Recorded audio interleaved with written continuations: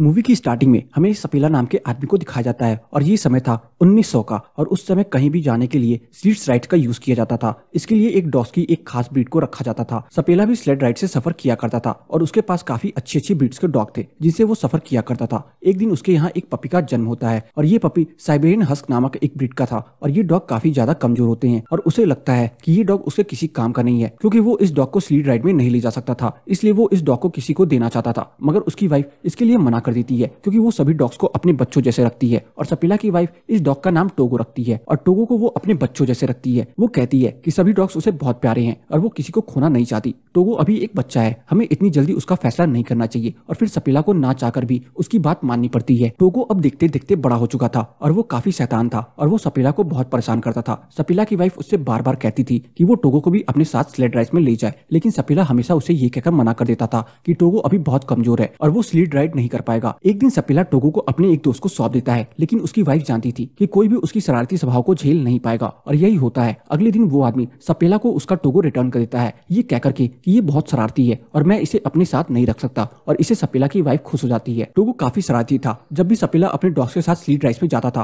तो टोगो हमेशा उसका पीछा किया करता था। इसके बाद उसने उसे फेंस के अंदर बांधना शुरू कर दिया था, लेकिन टोगो जमीन में गड्ढा खोद करके बाहर आ जाता था और सपेला का पीछा करके उसके डॉग्स के साथ खेलता था, जिससे सपेला की प्रैक्टिस खराब हो जाती थी। एक दिन उसकी इसी हरकत की वजह से सपेला पानी में भी गिर गया था। अब सपेला टोगो से काफी परेशान होता है, इसलिए अब वो टोगो को एक रूम में बंद कर देता है, लेकिन टोगो उस रूम से जैसे तैसे बाहर आ जाता है। एक दिन सपेला अपनी दोस्त को कन्विंस कर रहा था कि वो टोगो को ले जाए। वो काफी ज्यादा स्ट्रिक्ट थी और वो कहती है कि टोगो को रूम में ही रहना होगा और सपेला को भी इससे कोई प्रॉब्लम नहीं थी, इसलिए अब वो टोगो को उसके हवाले छोड़ करके वहां से चला जाता है। लेकिन थोड़ी देर बाद टोगो खिड़की का शीशा तोड़ करके वापस सपेला के पास आ जाता है और वो इससे अब काफी ज्यादा परेशान होता है। उसे टोगो के पैरों में चोट दिखती है और उनसे खून बह रहा था, इसलिए वो टोगो को घर ले जाने के लिए स्लेड में बिठाता है, लेकिन टोगो स्लेड में नहीं बैठ रहा होता क्योंकि उसे भी बाकी डॉग्स की तरफ भागना था। उसके बार बार कोशिशों के बावजूद भी जब टोगो स्लेड में नहीं बैठ रहा था तो वो उसे बाकी डॉग्स की तरह स्लेड राइड में शामिल करता है और उसे काफी पीछे बांध देता है। थोड़ी देर आने के बाद सपेला नोटिस करता है कि टोगो की स्पीड बाकी डॉग से ज्यादा है और वो काफी तेजी से भाग रहा होता है और इसलिए सपेला अब टोगो को सबसे आगे बांटता है।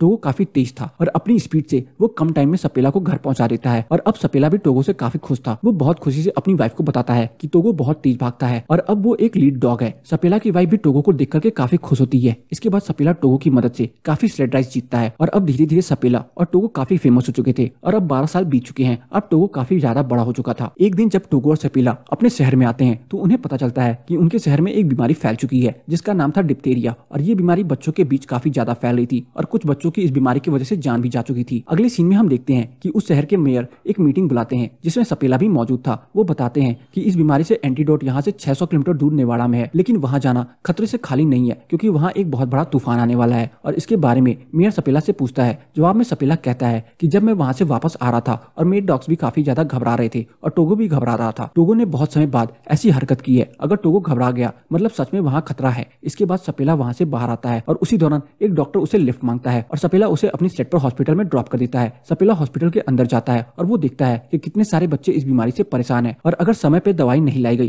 तो इनकी जान भी जा सकती है। और वो अपने घर आकर के अपनी वाइफ से कहता है कि वो दवाई लेने जाएगा और अपने साथ टोगो को भी ले जाएगा, लेकिन उसकी वाइफ उसे कहती है कि टोगो 12 साल का हो चुका है और तुमने ही कहा था कि टोगो इतना स्ट्रांग नहीं है और मौसम भी बहुत खराब है और मैं नहीं, हम टोगो को खोए और मैं ये नहीं चाहती कि तुम्हारी वजह से टोगो को कुछ भी नुकसान पहुंचे और तुम जिंदगी भर अपने आप को टोगो की उस हालत की जिम्मेदार मानो। लेकिन सपेला बिना टोगो के ही जाना चाहता था। अगले दिन वो टोगो और अपने बागी डॉग्स को भी लेकर के अपनी वाइफ को गुड बाय कह करके इस सफर के लिए निकल पड़ता है। जैसे जैसे वो आगे बढ़ रहे थे एक बहुत बड़ा तूफान भी अपने रास्ते में था। थोड़ी दूर आने के बाद अब सपेला को कुछ सही से दिखाई नहीं दे रहा था। टोगो उस स्लेड में एक लीडर था और सपेला उन्हें आगे बढ़ने का ऑर्डर देता रहता है क्योंकि उसे जल्द से जल्द दवाई लेकर के अपने शहर वापस आना था। वो सब एक बहुत गहरी ढलान में होते हैं और सपेला को इस दौरान कुछ भी समझ नहीं आ रहा था और जब वो देखता है तो देखता ही रह जाता है क्योंकि उसके सामने एक बहुत बड़ी खाई थी और उसे रियलाइज होता है कि टोगो ने उन सबकी जान बचाई होती है क्योंकि टोगो धुंध और कोहरे में भी देख पा रहा था और खाई के आने के कुछ समय पहले ही उसने अपनी कदम थाम लिए थे। सपेला उससे काफी खुश होता है और देखता है कि उसके पैरों में चोट आई है। वो लोग पूरे दिन सफर करते हैं और रात को एक चेक पॉइंट पर रुकते हैं। उस चेक पॉइंट पर एक डॉक्टर भी होती है।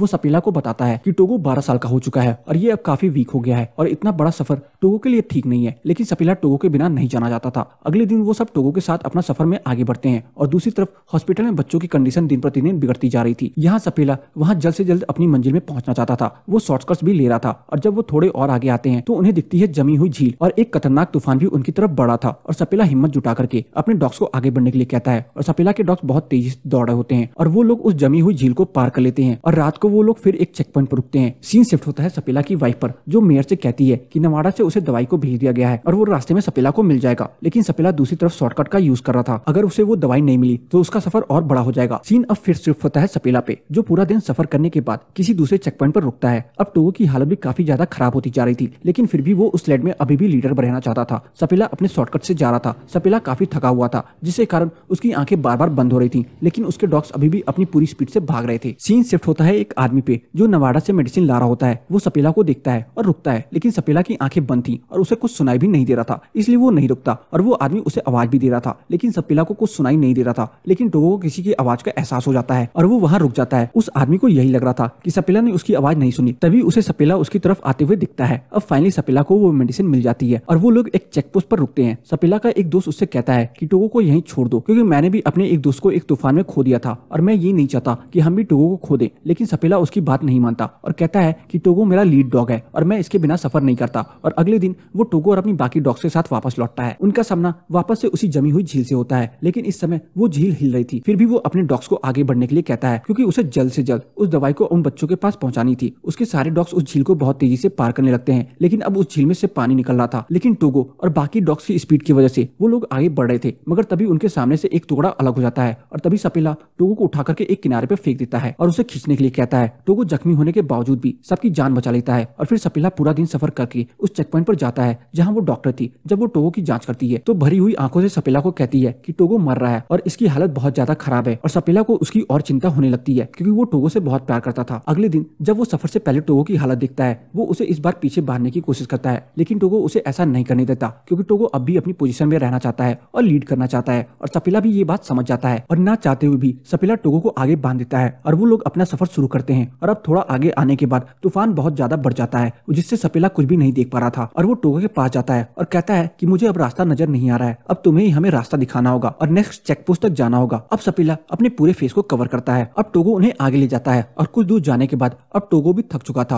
और वो वहीं बैठ जाता है। और फिर सपेला उसके पास जाकर के कहता है कि हमें ये मेडिसिन ले जानी होगी, लेकिन टोगो कोई भी रिस्पॉन्स नहीं कर रहा था। सपेला खुश था कि टोगो की वजह से उसकी जान बच गई, लेकिन टोगो अब भी कोई रिस्पॉन्स नहीं कर रहा था। तभी एक आदमी एक लैंटेन लेकर उसके पास आता है और यहाँ हमें पता चलता है कि टोगो ने अपना काम कर दिया था। उसने उन सभी को चेक पोस्ट तक पहुंचा दिया था और सपेला टोगो से काफी खुश है। उसकी वजह से उन सभी की जान बच गई और सभी के साथ वो अंदर जाता है। और अब टोगो की हालत भी काफी खराब हो चुकी थी। यहाँ पर एक आदमी होता है जिसको सपेला की वाइफ ने भेजा था, ताकि वो उस मेडिसिन को लेकर के रात को रेस्ट करने के बाद वो लोग सफर के लिए आगे बढ़ते हैं। और वो आदमी उस मेडिसिन को लेकर के शहर पहुंचता है। वहाँ एक रिपोर्टर उसका वेट कर रहा था, क्योंकि ये खबर फैल चुकी थी कि एक आदमी तूफान में एक मेडिसिन लेने गया है। रिपोर्टर को लगता है कि यही वो आदमी है, इसलिए वो सपेला के बजाय उसका नाम प्रिंट कर देता है, जिसकी वजह से सपेला की वाइफ काफी ज्यादा डिसअपॉइंटेड होती है। अब टोगो की कंडीशन भी पहले से बेहतर थी और वो अपने डॉग के साथ नोम सिटी पहुंच जाते हैं। सपेला को थैंक्स बोलने के लिए बहुत सारे लोग आते हैं और उसके लिए गिफ्ट्स भी लेकर आते हैं। और यहाँ वो बच्चे भी आए होते हैं जिनकी जान सपेला की वजह से बची थी। और उसके पास एक बच्ची भी आती है और टोगो को देखकर पूछती है कि क्या ये मर रहा है। उसका ये सवाल सुन करके सपेला वहाँ से बाहर चला जाता है। उसकी वाइफ उसके पीछे जाती है और वो अपनी वाइफ से कहता है कि टोगो की जो भी हालत है वो सिर्फ मेरे वजह से है। वो पछताता है कि उसे टोगो को लेकर नहीं जाना चाहिए था, लेकिन उसकी वाइफ उसे कहती है कि क्या टोगो के अलावा कोई और था जो ये काम कर पाता। और उसकी ये बात सुन करके सपेला चुप हो जाता है कि टोगो के अलावा कोई और होता तो शायद वो सब वहीं मर गए होते। और अगली सुबह जब सपेला अपने डॉग्स को प्रैक्टिस के लिए ले जाता है तो ये देख करके टोगो को भी जाने का मन करता है, क्योंकि उसे घर में नहीं रहना था, उसे उन डॉग्स के साथ भागना था, लेकिन वो स्लेट्स को नहीं खींचना चाहता था। अब वो बस सपेला के साथ टाइम स्पेंड करना चाहता था। और ये बात अब सपेला भी समझ चुका था। और कुछ समय बीत जाता है और टोगो भी बिल्कुल ठीक हो जाता है। और अब सपेला अपनी वाइफ और टोगो के साथ एक लंबी सैर पर जाता है। और अब देखते देखते 2 साल बीत जाते हैं और टोगो के कुछ बच्चे भी हो जाते हैं, जिसे वहाँ बहुत से म्यूजर्स लेने आते हैं। और अब इस ब्रीड को सपेला साइबेरियन के नाम से जाना जाता था।